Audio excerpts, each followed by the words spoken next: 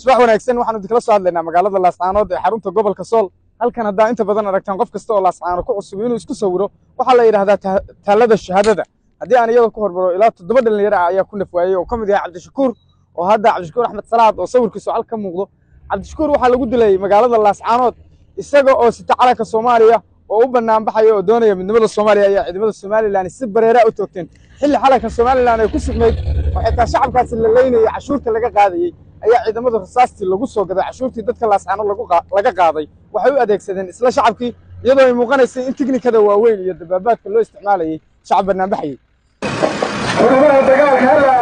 dagaalka ciidamada SSC ee geesiyiinta waxa lagu codsanayaa dhammaantood inay aadaan xubnaha dagaalka inay aadaan baa lagu codsanayaa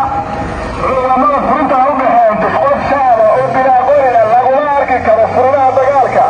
gaariidka gaashaamani dhaawaca ma soo qaadi karaan dhaawaca waa soo qaadaya gaariidka shacabka iyo ambalaasada ee loo amray ayaa soo qaadaya dhaawaca goobaha dagaalka hala xoojiyo goobaha dagaalka hala xoojiyo goobaha dagaalka hala xoojiyo goobaha dagaalka hala xoojiyo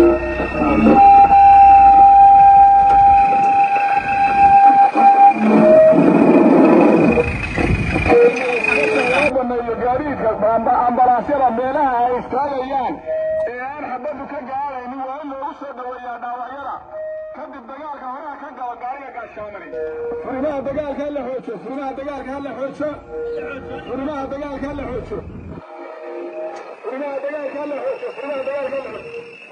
magaalada Laascaanood bishii ugu dambeysay waxa ka socday dagaal dadka deegaanku ay kula jireen ciidanka Soomaaliland taasi ay ku doonayeen inay kaga baxaan deegaamadooda iyadoo la raadinayay in dadka Soomaaliyeed ay rabaan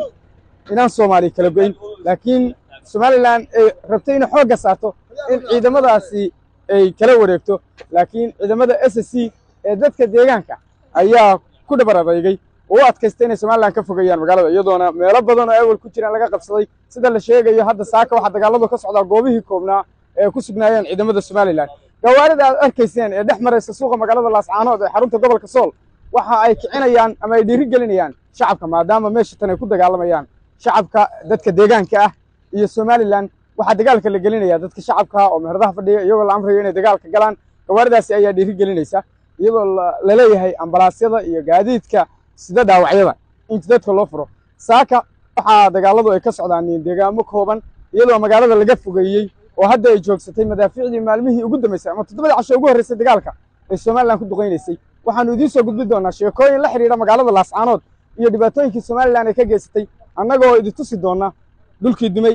dadkii la waxyeeleeyay iyo dhammaanba xogaha la xiriira tacadiyadii Soomaaliland ay ka geysatay gobolka Sool